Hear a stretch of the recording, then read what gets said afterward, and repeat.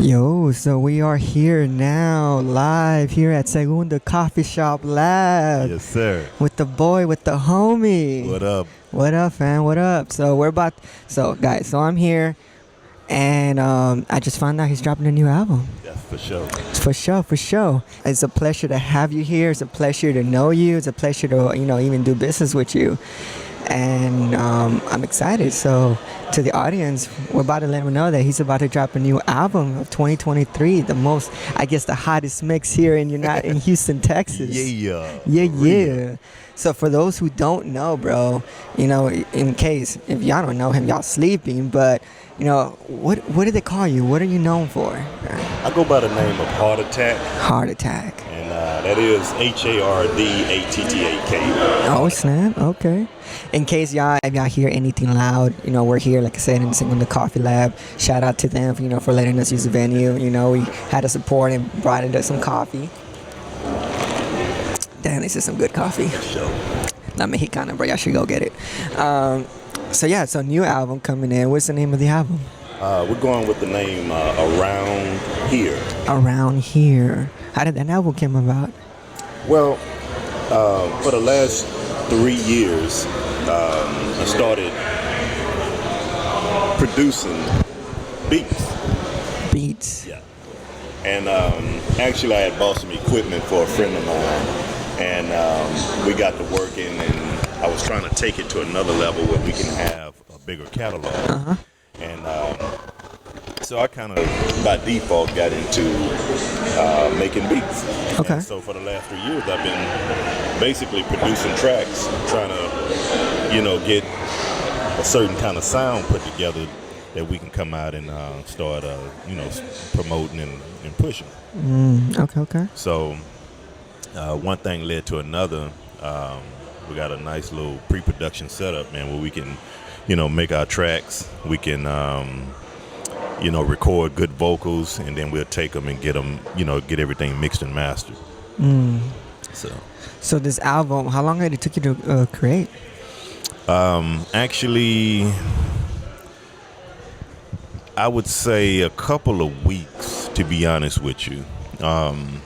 Things kind of had gotten dry at my studio, and so I was just sitting around trying to figure out, okay, where the momentum gonna come from, and I just realized that, I got all these tracks, I might as well start writing. I started off as a songwriter. Okay. And I've been writing songs for quite a long time, and I knew I had a pen, so I was like, you know what? You got all these beats, it's dry. Why don't you just go ahead and start writing to these records? And basically, I figured if I can get a dope ass hook on the track, yeah, then I got something. So did you get that hook? I think so. Oh, I think so. We got that. We got that hot sauce in the building.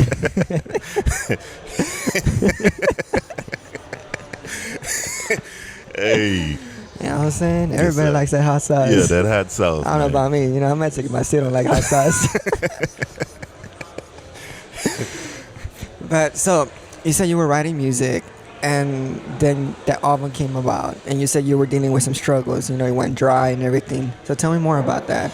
Well, actually, I'm part of a group called Major League CGs. Okay. And that consists of YP the Great, or we call him Young Pooh. That's my brother. And we got Gohard Boegard and Kane Sozo, and then my nephew Tim Stewart.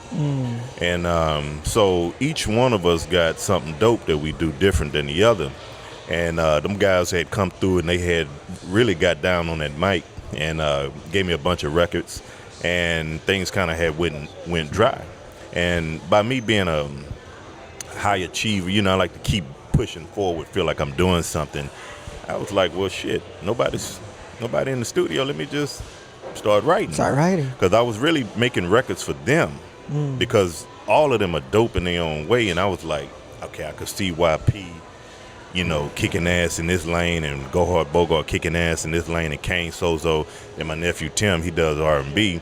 So everybody had their own little market and, strategy. I was going to roll them out.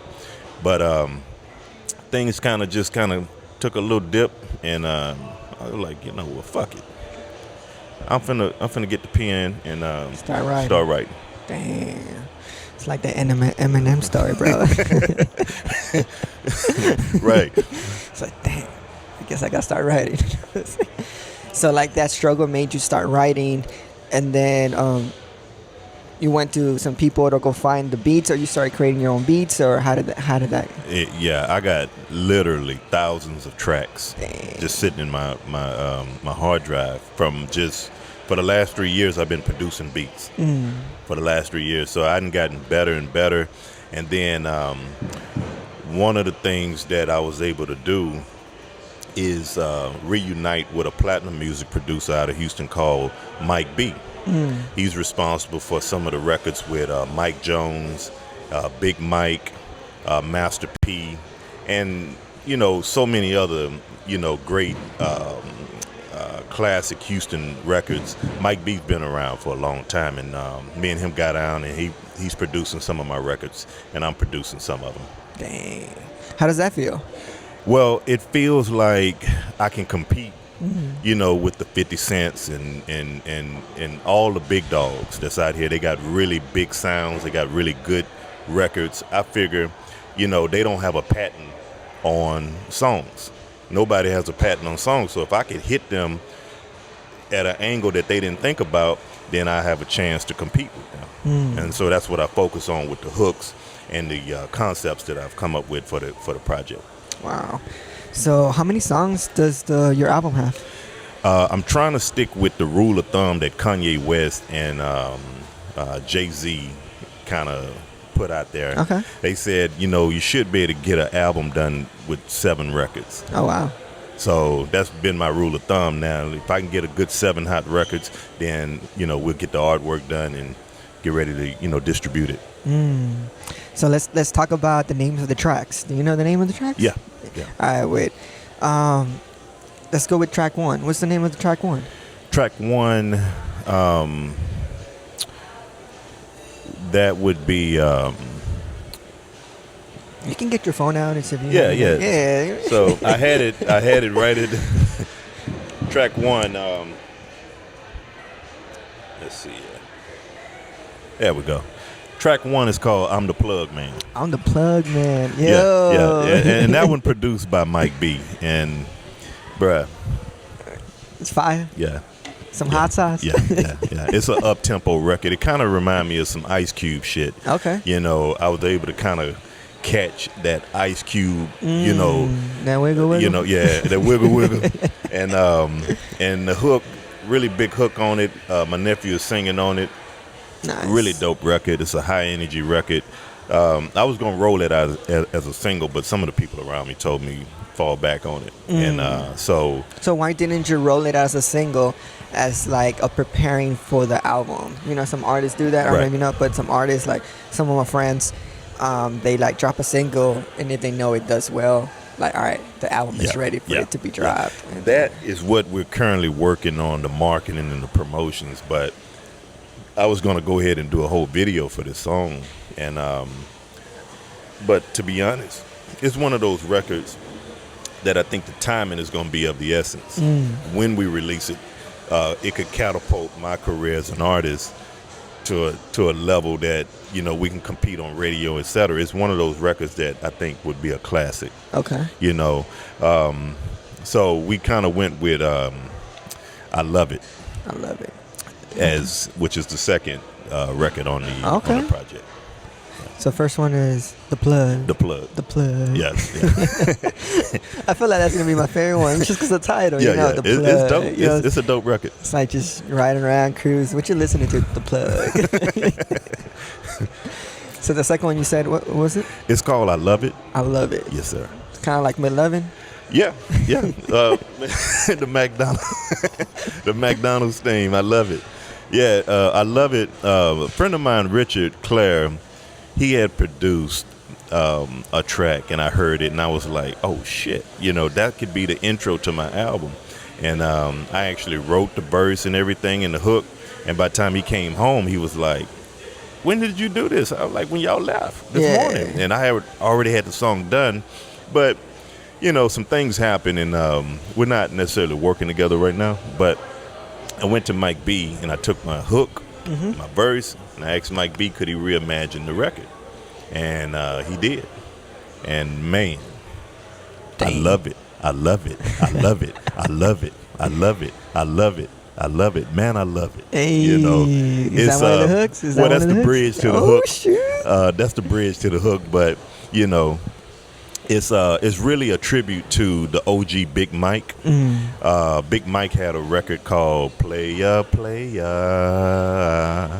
You know, he was signed to Rap a Lot. He was part of the Ghetto Boys to Death Do Us Part project. And he filled in for Willie D. And so Mike B has always been a legend to me, always been a great artist. So when I got this record, I wrote the hook, and it was like, you know, this could be dedicated to the legendary Big Mike. And to be honest with you, I got the remix with Big Mike on the remix. So, you know, it's going to get interesting when, you know, we roll all this out. And that's not on the album. That's going to be on the album. Oh, damn, bro. Y'all getting some good. Yeah. Bro, that's some bangers right there. So we got Big Mike. We got Big Mike, man. And I'm really excited about that. How come you didn't tell him hi? Huh? Yo, how come you didn't tell him hi? She was waving at you. Don't be Homegirl scared. was waving at you. Why you scared?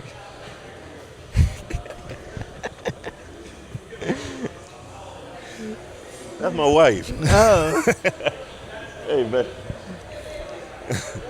That's my wife. bro, he was like, That's my wife. He didn't know you was my. He didn't know we was together. I was like, bruh. It's all good. This could be cut off. But I was just like, say that. You got a chemistry going. My bad, man. He gonna cut this out. Yeah, I'm gonna cut this out. I was just, He's fucking with you. all right. Bet. All right. So, track 3, Track 3, we got Run for the Money. Run for the Money. Oh my God. How's that hook sound like? I'm running for the money. I'm balling on you hoes. Damn. You know, it's you might think Jeezy when you hear this shit. It's so fucking hard, man. It's a club banger, street record, dope boy record. You know what I'm saying? So much energy. And got them eights banging in it, man. Mike B produced that one as well. Oh, wow. And it's absolutely a record that I think, you know, people need to check out. Wow. I'm talking about my former, you know, dibble and dabbling with drugs and being in the streets and stuff like that. And then the mindset of those who still out there, you know, a lot of times they just, you know, they just don't have that connection to something positive, man. And, you know, for the most part, a lot of cats that I know that sold dope, they didn't really want to do that shit. You know, so, and I didn't either, but I was just hustling, trying to make money to pay for my studio and all that. So, you know, but Run for the Money, man, it's a real dope record, man. That's one of my favorites. Wow. And 4? Number 4 is Bar Baby. Bar Baby.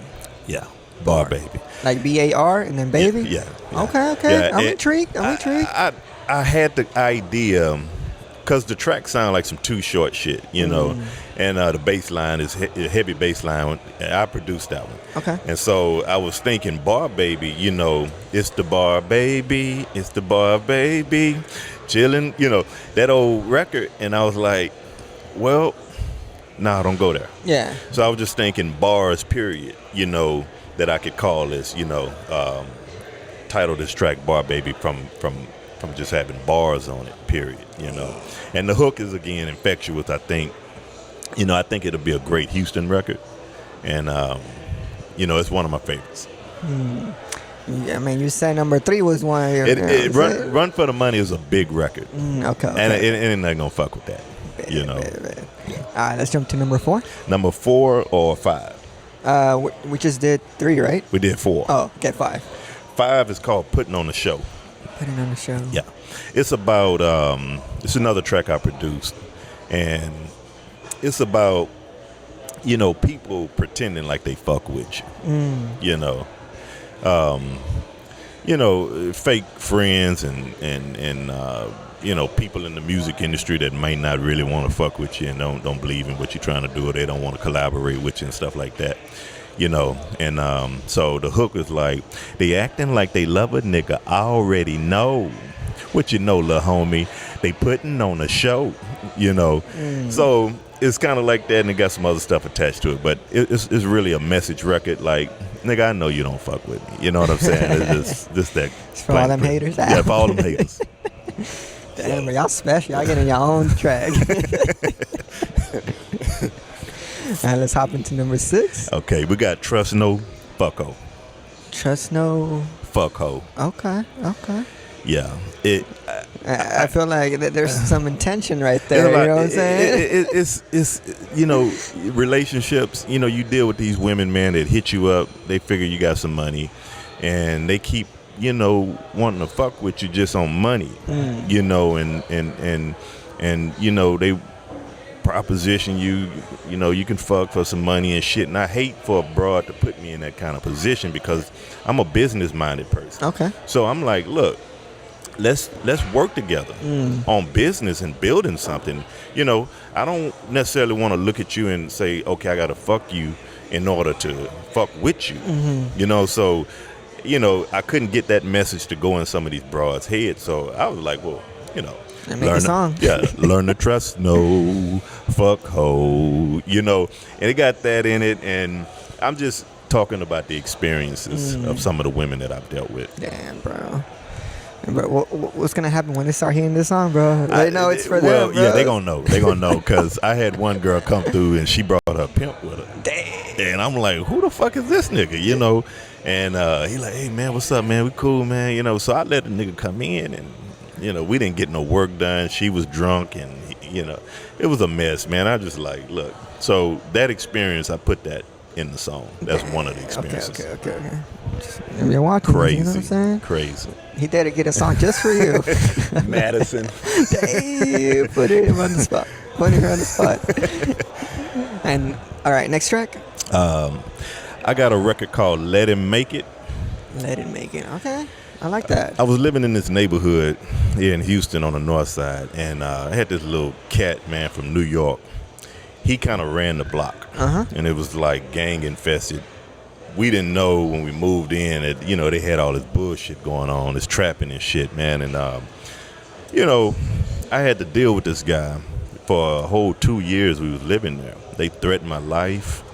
They tried to, jump me and shit, man, stole from me, all kind of shit they was putting me through. So I kind of snapped. Me being from the streets, but I'm not in the streets. Yeah. I'm a family man, so I'm doing my family shit, and you provoking me to get down on this street shit. So basically, I had to write a record because I was finna go kill this nigga. Damn. I was finna just go out the door and just boom. Yeah. You got to go, bro. Damn. It had gotten that bad, so I took that mindset and put it into the record, and just used my creative juices to create, a storyline. That's some good therapy right there. Yeah, it really helped me therapeutically to not, be tempted to go do something that would get me in trouble. Yeah. So basically, I wrote that record, and I just told him in the record, if I'm gonna die, you gonna die. Wow. And I think us as men and people in general, man, we got so many predators and people that want to prey on weak people that they think weak. We need to send a message.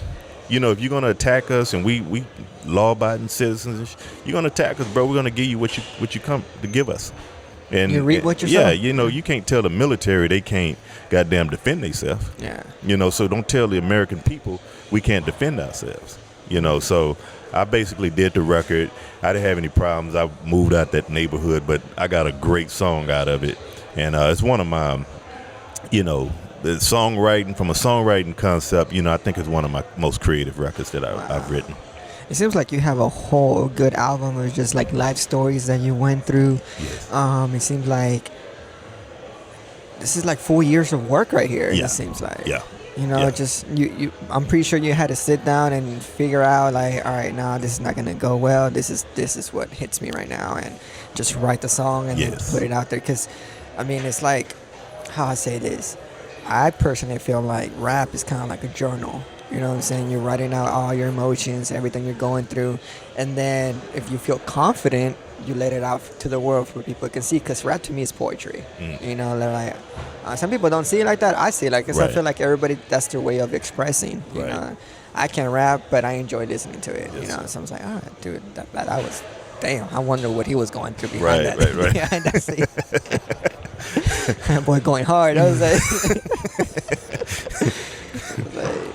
damn, bro. So the whole entire album. Are you ready? Are you ready to? Yeah, no, I mentally and psychologically, I'm still working on a few issues, but I'm poised, man. I'm ready. I'm excited to put this project out, man, and just show the rest of the world that Houston got more. We got more than just the Slim Thugs and the Lil Kekes, Paul Walls, and the DJ Screw movement and all of that stuff, man. We got a lot more artists, and I know a lot of them personally that got dope content. And that's my plight, to try to help some of these artists get a shine. So I'm like, if I can take that lead and put my shit out there and let them know, hey man, I'm here, then maybe one day I can let them know that these other artists are here too. Wow. And producers. I mean, for me, like I can only talk about like my industry of photography and videography. Well, mostly photography. I mean, I give respect where it's due to all my people, and then I try to make a pathway for myself, so that anybody who wants to follow or jump in, they can. And if they want to get inspired, that's even awesome. And if they want to create their own thing through their own careers, that's even better. I don't know, now that I'm seeing like more art showcases happening, I'm like, yo, this is cool. Like, it wasn't like that before. Now I'm seeing it dope. So for you, it's like you're trying to create your own path for your own self, and showcase like, hey, there's more people out here as well, more people that have amazing talent, that has creative ideas that I guess people are sleeping on, or they don't have the right proper presence that I guess artists need in order for them to succeed in the industry that you're trying to work in. That's right. So you're bringing all this, you want to bring yourself in, and then you want to bring the people out, the ones, your homies and everything. What's next after that? What's your plans after the album just releases and everything? What is your game after that? Well, what a lot of people don't know about me is that I've been around for quite some time. I was a street promoter for Lil Keke's. It was all a Dream album back in 1999. Oh wow! I had an office at the Jam Down record label, so I would see Keke all the time coming in. So from that street promotions job that I had for Jam Down, I promoted Lil Keke's album, and I promoted DJ Screw's album, All Work No Play.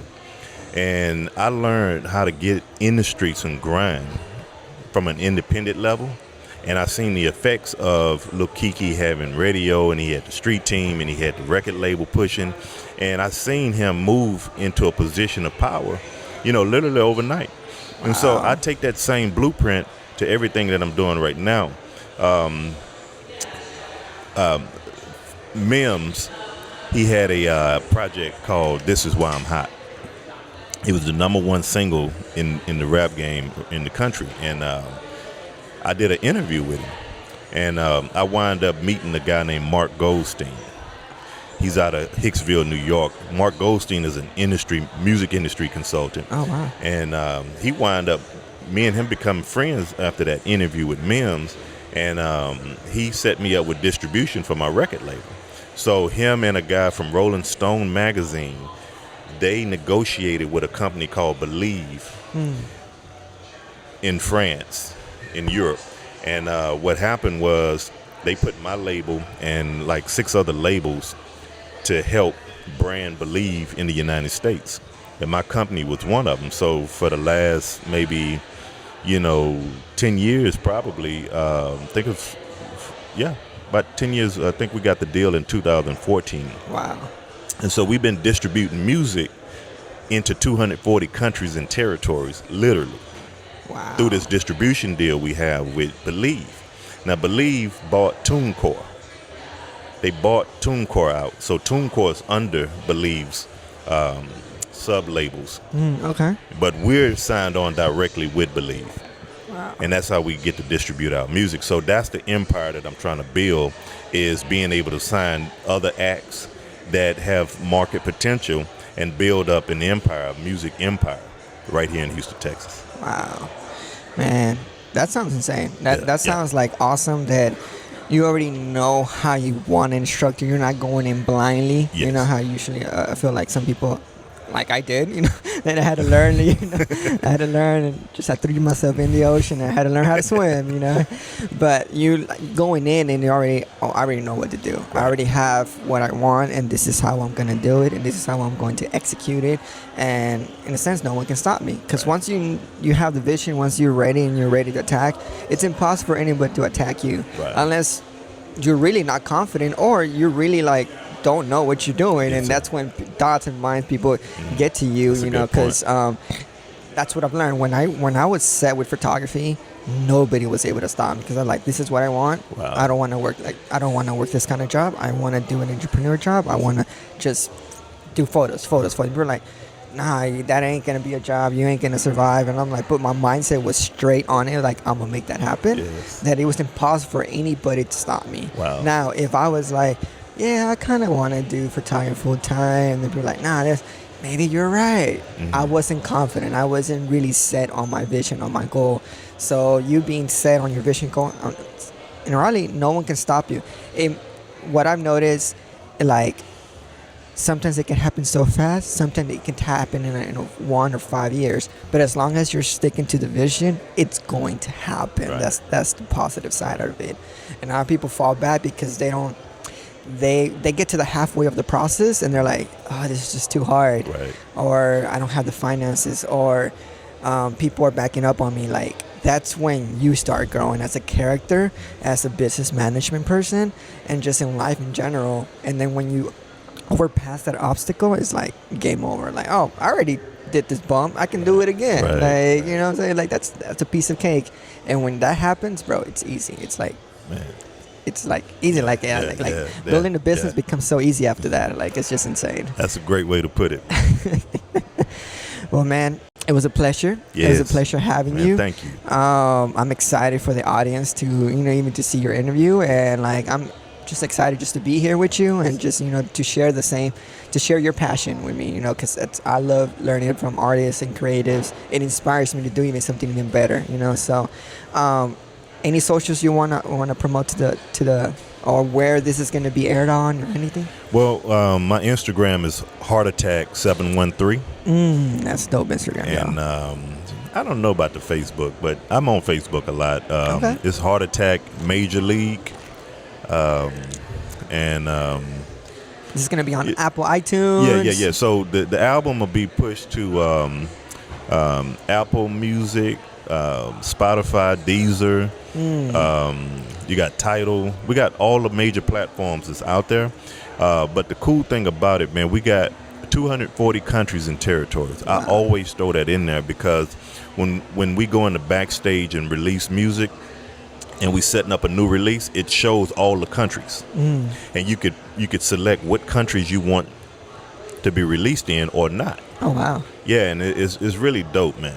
And then we get to see digital analytics. We get to see what the music is streaming every day and all that kind of stuff, man. And we don't have a problem getting paid either. So they will pay. Hey. So at the end of the day, you know what I'm saying? Now, I see it as if you love what you do, money ain't a problem. Right. It's going to come one way or another. Now, if you're focusing on money, then you're stressing your butt off.